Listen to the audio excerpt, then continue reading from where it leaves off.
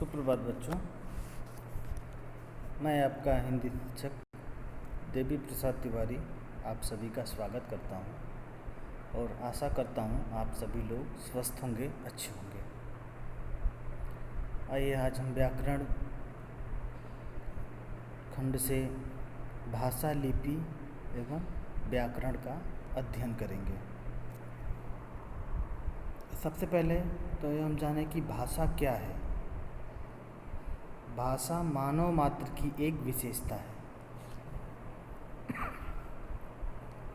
संसार में मनुष्य विचारों के आदान प्रदान के लिए कोई न कोई भाषा बोलते हैं, किसी न किसी भाषा का प्रयोग करते हैं। कोई भी प्राणी वर्ग ऐसा नहीं है जो मानव की तरह भाषा व्यवहार करता हो। दुनिया में कोई भी प्राणी वर्ग मानव की तरह भाषा का व्यवहार नहीं करता है।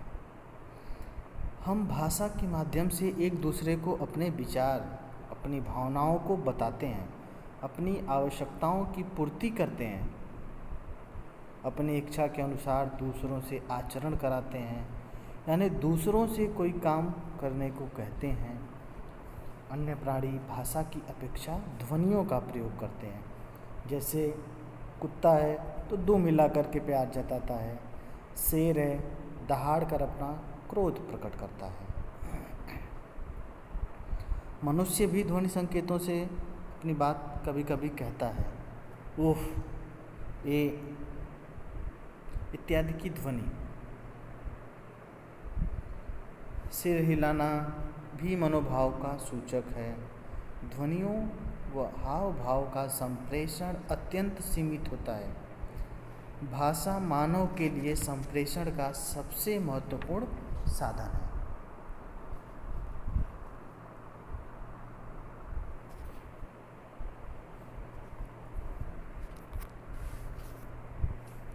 देखिए माँ, देखिए मैं चित्र कला में प्रथम आया हूँ। वाह, शाबाश, यह तो बहुत अच्छी बात है। इस बारे में अपनी नानी को पत्र जरूर लिखना, वो बहुत खुश होंगी। क्रियाकलाप 2, दिए गए वाक्यों को बच्चों से पढ़वाएं। लड़का पत्र लिख रहा है, नानी पत्र पढ़कर उसके मन की बात जान रही हैं। अब भाषा जो है वह साधन है जिसके द्वारा हम अपने मन के भावों एवं विचारों को प्रकट करते हैं। जैसे बच्चे ने पत्र लिखा, भी आपने देखा, तो पत्र लिखा और उसकी नानी ने पत्र को पढ़ा। पत्र को पढ़ने के बाद नानी को उस बच्चे के हाव भाव, उसके विचार के विषय में जानकारी प्राप्त होती है। तो भाषा जो है वह साधन है जिसके द्वारा मानव अपने मन के भावों और विचारों का आदान प्रदान करता है। भाषा शब्द की उत्पत्ति संस्कृत की भाष धातु से हुई है, जिसका अर्थ है बोलना, अर्थात भावों की अभिव्यक्ति करना।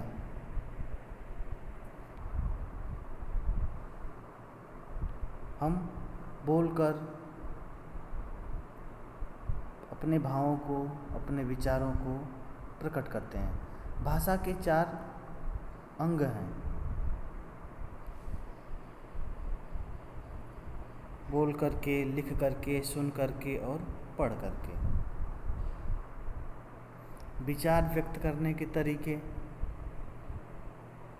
बोलना, पढ़ना और लिखना।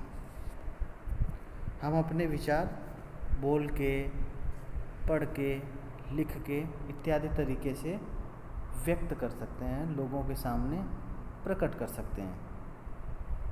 पशु पक्षियों की जो है भाषा नहीं होती है। खग ही जाने खग की भाषा, अर्थात उनकी जो भाषा है वही समझ सकते हैं।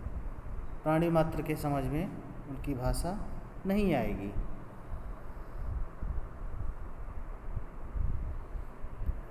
भाषा वह साधन है जिसके द्वारा मन के भावों और विचारों को प्रकट किया जाता है, अर्थात दूसरों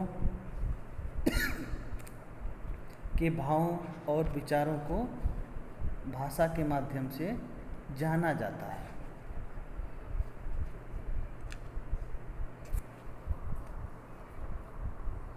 भाषा के दो रूप हैं, पहला है मौखिक और दूसरा है लिखित रूप। मौखिक भाषा क्या है? मौखिक भाषा भाषा का वह रूप है जिसमें भावों की अभिव्यक्ति मुख से की जाती है, अर्थात मुख से बोली गई भाषा मौखिक भाषा है और यह ध्वनियों से प्रकट की जाती है। जब मानव सभ्यता का विकास हुआ तो सर्वप्रथम मानव ने मौखिक या कथित भाषा का ही प्रयोग करना सीखा और भाषा का जो यह रूप है वह परिवर्तनशील है, बदलता रहता है।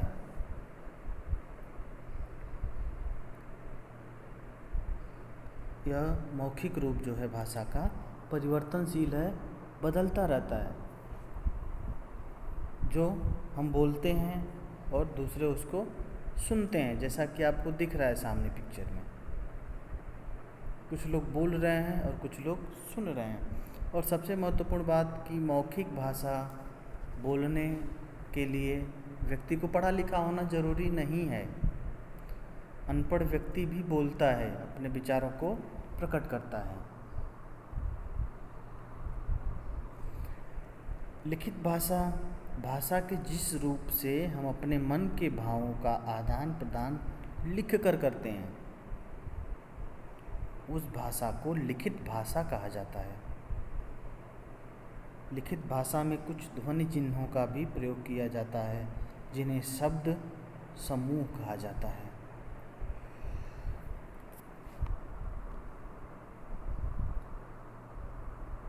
क्या आप जानते हैं हमारी राष्ट्रीय भाषा कौन सी है? हमारे देश में किस भाषा को राष्ट्रीय भाषा, राजभाषा के रूप में स्वीकार किया गया है?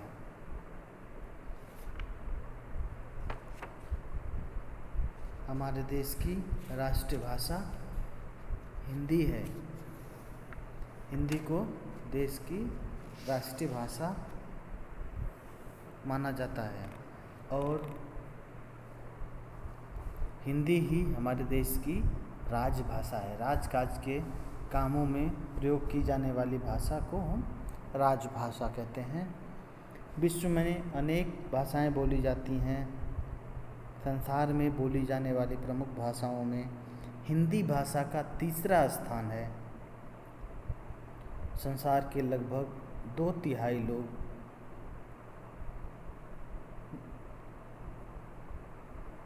निम्नलिखित भाषाओं को बोलते हैं, जैसे उर्दू, हिंदी, अंग्रेजी, संस्कृत, जर्मन, रूसी, फ्रेंच, चीनी इत्यादि।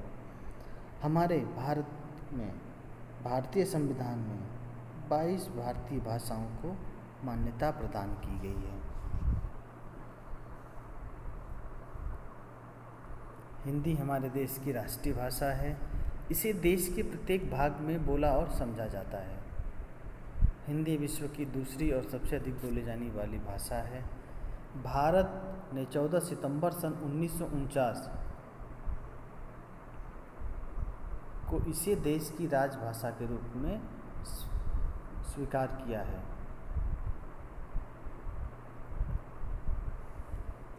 क्या सभी भाषाओं को लिखने का माध्यम एक होता है? किसी भी भाषा के लिखने के माध्यम को क्या कहते हैं?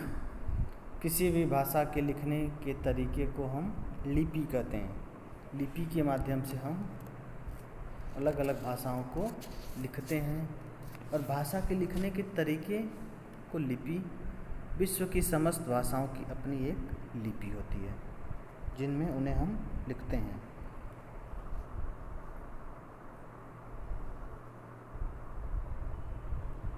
वर्णों के चिन्हों को लिखने की विधि को ही लिपि कहा जाता है। लिखित भाषा में ध्वनियों के लिए निश्चित चिन्ह हैं। इन्हीं चिन्हों के लिखने के ढंग को लिपि कहते हैं। हिंदी और संस्कृत की लिपि देवनागरिक है और यह बाईं से दाईं की तरफ लिखी जाती है। देवनागरिक लिपि का जो विकास हुआ है वह ब्राह्मी लिपि से हुआ है। अलग अलग भाषाओं की, जैसे अंग्रेजी भाषा की लिपि रोमन है।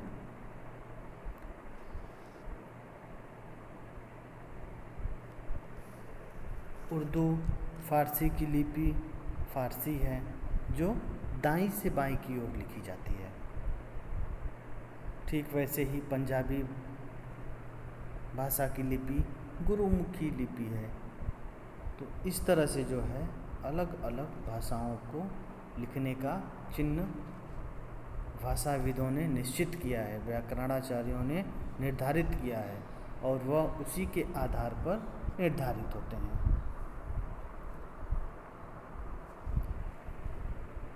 बोली, बोली क्या है? बोली एक क्षेत्र तक सीमित होती है जिनमें साहित्य आदि की रचना नहीं होती है और सरकारी कामकाज में भी इसका प्रयोग नहीं किया जाता है। जैसे हरियाणवी, बुंदेली, कन्नौजी, छत्तीसगढ़ी, राजस्थानी, भोजपुरी, मैथिली इत्यादि बोलियां हैं। इनका प्रयोग आपस में संचार माध्यम के रूप में किया जाता है, आपस में बातचीत करने के लिए किया जाता है। भाषा के क्षेत्रीय रूप को ही बोली कहा जाता है। सीमित क्षेत्र में बोली जाती है, स्थानीय लोगों के द्वारा प्रयोग किया जाता है, वही बोली कहलाती है। बोलियों का कोई लिखित रूप नहीं होता, जैसा कि मैंने कहा, किसी साहित्य की रचना नहीं हुई है। इन्हें सरकारी कामकाज में प्रयोग नहीं कर सकते। बोली का जो टोन है, जो रूप है, वह थोड़े दूर पे बदलता रहता है। 3 कोस पे पानी बदले, 10 कोस पर पानी बदले, ऐसा हमारे पूर्वजों द्वारा एक पंक्ति लिखी गई है।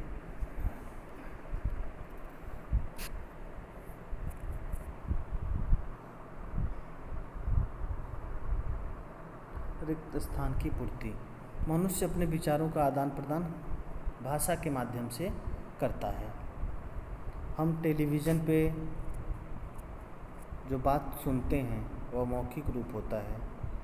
पिताजी को लिखा पत्र भाषा का लिखित रूप होता है। प्रत्येक भाषा की अपनी लिपि होती है, हम उसे उसी लिपि में बोलते हैं।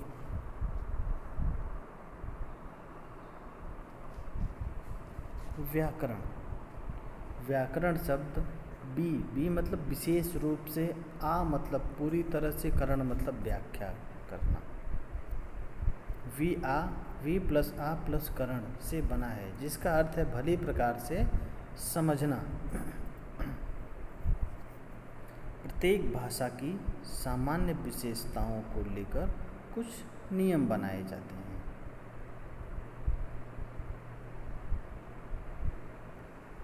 भाषा और व्याकरण का गहरा संबंध है। भाषा के शुद्ध रूप का ज्ञान व्याकरण के अध्ययन से ही प्राप्त होता है। प्रत्येक भाषा का अपना व्याकरण होता है। हम भाषा को जो बोलते हैं, भाषा का जो शुद्धिकरण है,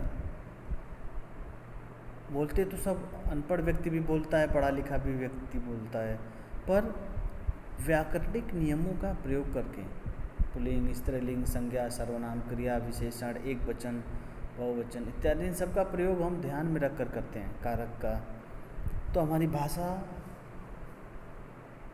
उतनी ही आकर्षक और उतनी ही प्रभावशाली लगती है। बोलते समय तो व्याकरणिक नियमों का ध्यान कम दिया जाता है, पर जब हम लेखन कार्य करते हैं, जब लिखते हैं, तो लेखन कार्य करते समय व्याकरण का बहुत ज़्यादा ध्यान रखना पड़ता है। व्याकरण की अशुद्धियों का बहुत ज़्यादा ध्यान रखना पड़ता है कि कहाँ पे कर्ता लगाना है, कहाँ पे क्रिया आएगी, कहाँ पे कर्म रहेगा, कहाँ सहायक क्रिया लगेगी, कहाँ संज्ञा का प्रयोग होगा, कहाँ सर्वनाम का प्रयोग होगा इत्यादि। इन सारी चीज़ों का हमें पूरी तरह से ज्ञान होना चाहिए। तो व्याकरण वह शास्त्र है जिसके द्वारा हम किसी भी भाषा के शुद्ध रूप का ज्ञान प्राप्त करते हैं। ऐसा नहीं कि बस केवल हिंदी में ही व्याकरण पढ़ना है, नहीं, अंग्रेजी में भी आप ग्रामर पढ़ते हो, संस्कृत में भी व्याकरण पढ़ते हो, ऐसे ही जर्मन, फ्रांस, स्पेनिश, जो भी भाषाएं हैं, सबका अपना व्याकरण है, जिसके द्वारा उस भाषा को हम शुद्ध रूप से ज्ञान प्राप्त कर सकें, शुद्ध रूप से हम उसको लिख सकें।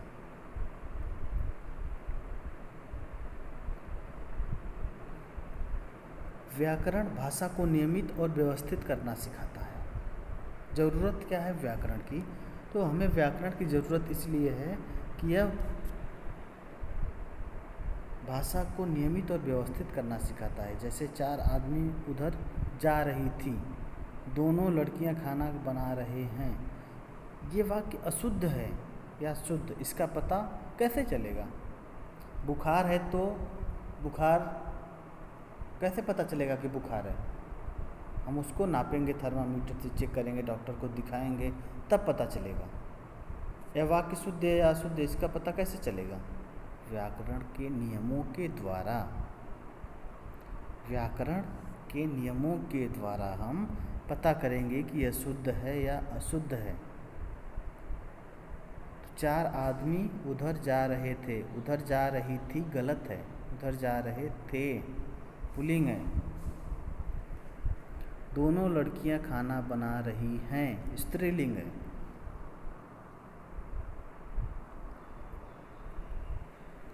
तो वह शास्त्र जिसमें भाषा के शुद्ध रूप और उसके प्रयोग का ज्ञान होता है, उसे व्याकरण कहते हैं।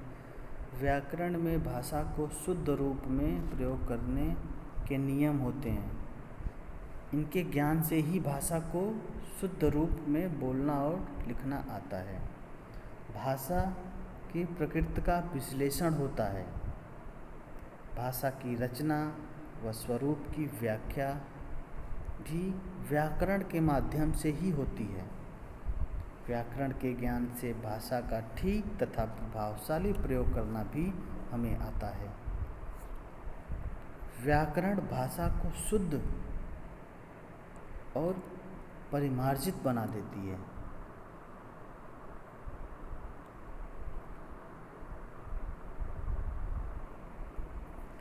धन्यवाद। आशा करता हूँ आप सबको यह वीडियो पसंद आएगी। आपका दिन शुभ एवं मंगलमय हो।